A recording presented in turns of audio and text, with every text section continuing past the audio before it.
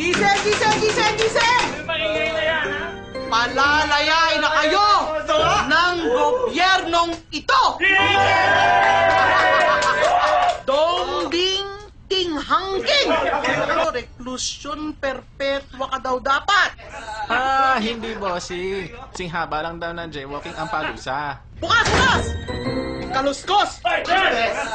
Oh, child molestation and rape! Hindi ako magsosorry. Laya ka na! Halalili! Mastermind sa murder ni Kaching at Blip-Blap. Ako yan. Galing, no? O di laya ka na! Laya, oh, pare. Ay, ano ba naman yung plunder, sir? Laya ka na ngayon! Eh, di ba kayong mga involved dun sa pumatay kay Ninyo sa Tarmac? Yes, sir! Laya na kayo, bro! Makakawalan ba naman yan ng Malacanang kung di yan mga mamamatay tao? Aba ngayon, baliktad na ang mundo. Mga bigatin yan eh. Kaya dapat lang silang lumabas. At saka alam ninyo, nag-i-spring cleaning kami.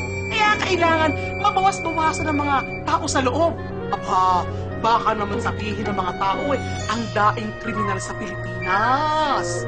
Maganda yung malinis. Mga bagong preso, pasok! Ano ba ang kaso mo, ha? Whistleblowing? Yung nagsasabi ng totoo, sir. Krimen nga yan ngayon.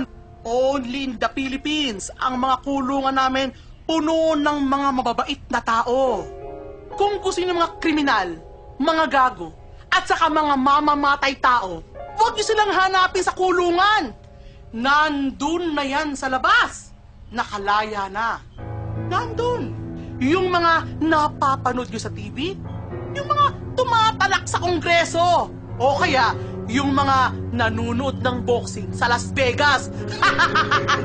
Isa meron tayo. Ano? Sabi ko, anong klaseng ustisya meron tayo? Shh! Pilosopo ka, ha? Nasa kulungan ka na ngayon. Observe silence. Hindi na lang sa preso ang observe silence, kundi ang buong bayan na rin. Kaya kayo, ha?